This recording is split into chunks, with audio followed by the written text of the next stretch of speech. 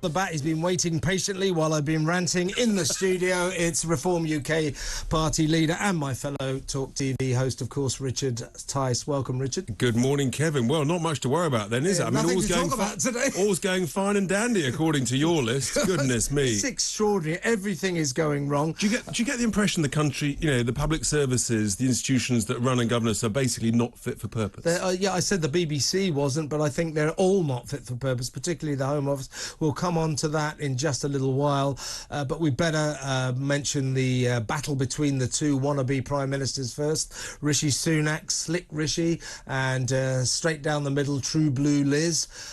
What's winning so far is Liz's message: I will cut taxes, bring you a smaller government, and get back to basic Conservative administrations. And no surprise, Kevin, because that is a basic, well-known, understandable message that has always been the bedrock of the Conservative agenda. If you cut taxes, you get higher growth, you get higher wages, you get higher tax revenues. You're putting more money in people's pockets. They will spend it better than civil servants on your behalf.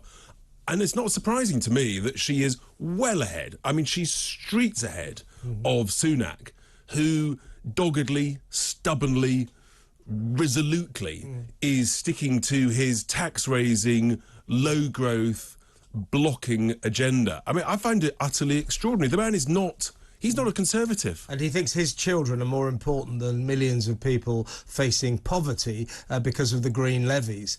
He said he will stick to the green levies because, carbon net zero is crucial to the future of the planet. Well, right now, what is crucial to millions of people? In October, when the energy prices will soar due to the cap changing, they say that 10 million people will be tipped below the poverty line, and Rishi Sunak thinks his children are more important than that. There is a current crisis that he should address. Well, I think it just shows actually how completely out of touch, and many of his supporting MPs are. They have no idea the depth of the crisis. I've said before, it's the greatest economic crisis we face since World War II. That's how bad it is. Yeah. And it is like a train coming towards us through the tunnel, and it's going to hit us even harder. It's already hit millions of people very hard. It's going to hit even harder when the higher energy bills come in October. And his view is we've just got to carry on as we are. And they're completely wrong in their approach. And this idea that, look, of course, you've got to get on top of inflation. The way to get on top of inflation is to cut taxes on consumer goods, cut VAT, and you save that money by reducing wasteful government spending. There's no talk about that, actually, from either of the candidates, really. We put forward a plan. You could save 50 billion quid every year of wasteful government spending by doing what every household's doing, which is saving £5 and 100. Also, I'm going to digress just slightly now. We need to get on to the migrant crisis as soon as possible. But Liz Truss says she stands for small government. For example, Richard, what the hell is the UK Health Security Agency, and why do 5,500 people work there? By an extraordinary coincidence, guess how many people worked at Public Health England, which they axed because it was useless? 5,500. That's a strange coincidence, isn't it? How about getting rid of that sort of nonsense? There are so many quangos that need to go, and we all know that the health service, unfortunately, is just riddled with quangos and unnecessary bureaucracy. It's everywhere. And as I say, there are so many of the different areas that are just not fit for purpose. It's so easy to save billions and billions of pounds, which means you can then cut taxes, you can go for growth. It's a very simple message. It works elsewhere in the world. If you cut taxes, you get higher growth, higher wages, and that would help everybody. And it would cut inflation because you cut the cost of consumer goods. It's a mathematical fact, and I find it extraordinary that Sunak and his team they don't seem to get it. He is the more of the same candidate, isn't he? And by the way, while many Tories suffer buyer's remorse and they wish they hadn't got rid of Boris. I will not forgive him for that departure speech in Downing Street where he graciously thanked the civil service and the amazing NHS, proving that he's the kind of politician who, while saying he'll stand for smaller government, saying he'll stand up to the civil service, actually won't. Well, that's the reason that actually Boris is leaving, because he couldn't tell the truth. You couldn't trust a single word that came out of his mouth.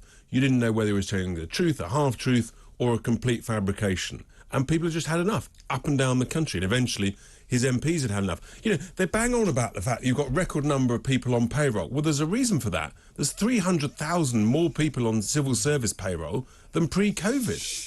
You know, and they talk about small government. They talk about cutting 90,000 of them. We know that won't happen unless there is, you know, someone completely fresh with an absolutely determined view that we're going to dramatically cut the size of the state. And you can do that without cutting frontline services. There's no chat about that. And that's what I want in these hustings. And in the next 6 weeks, we've all got to be challenging these two candidates on this point. Yeah, we want change. We don't want more of the same. Yeah, and to be honest, no one ever wins an election voting for people to get poorer. Yeah. And that's the message from Rishi Sunak. You're going to get poorer before you might, if you're good everybody, you might get a little bit wealthier. Yeah, keeps accusing all his rivals of fantasy economics. So that would be like fantasy economics, like the furlough scheme, which he kept extending. I'll tell you why he kept extending it, purely for reasons of governmental popularity. And he extended it so long, that's why we're in trouble now. Well, it's funny, isn't it? I mean, there's a guy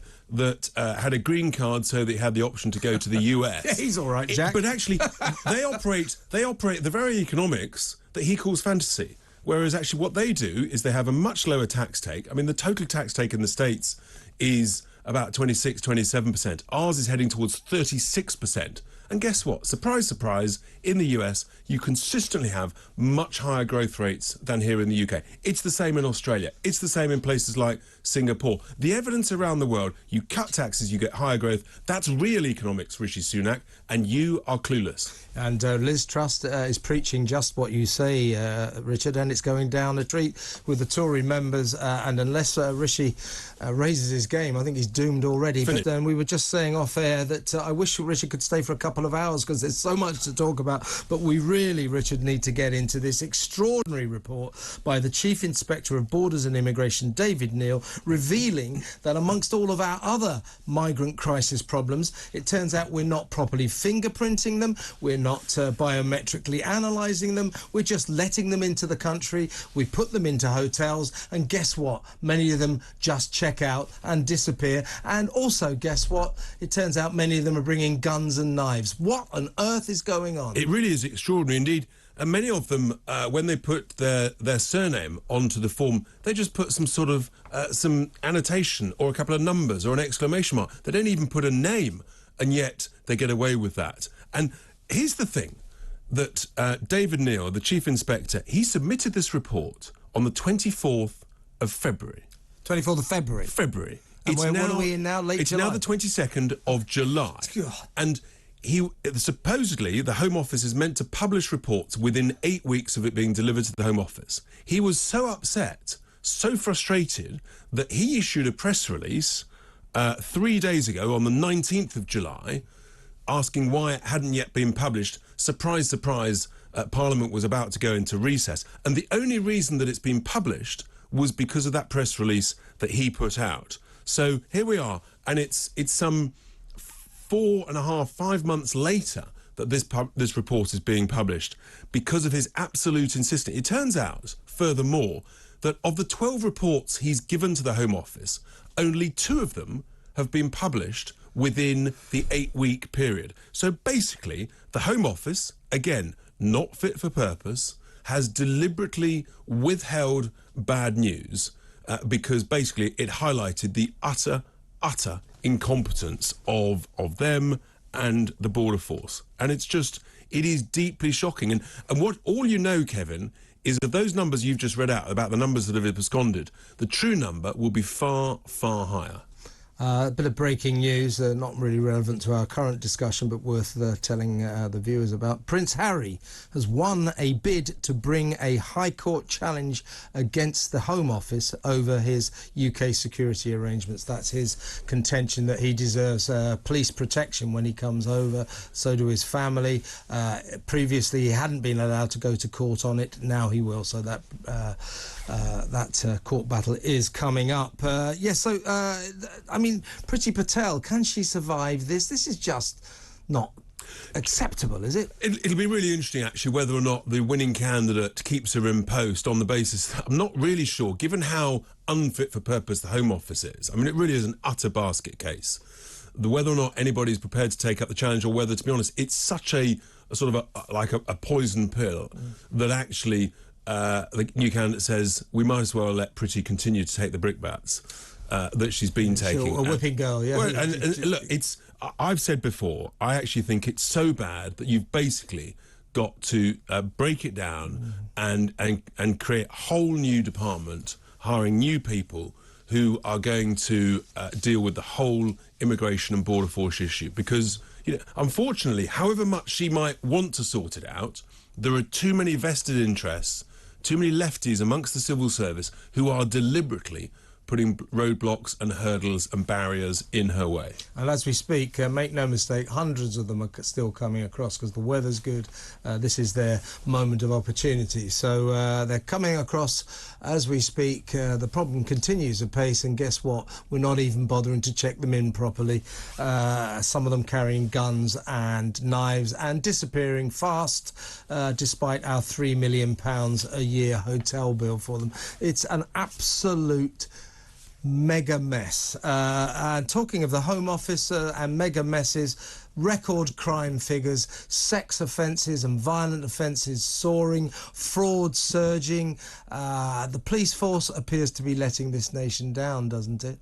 Well, tragically, yes. I mean, we've got a record number of crimes, 6.3 million crimes, higher than the previous record just before COVID, and yet a record low number of charges. And that's not convictions, that's charges. Now, less than 6%, 5.6% of the 6.3 million crimes led to a formal charge. I mean, this is an utter collapse in the charge rate, even since 2015, when, for example, about 1 in 6 crimes was being led to a charge. That's now down to just over 5%.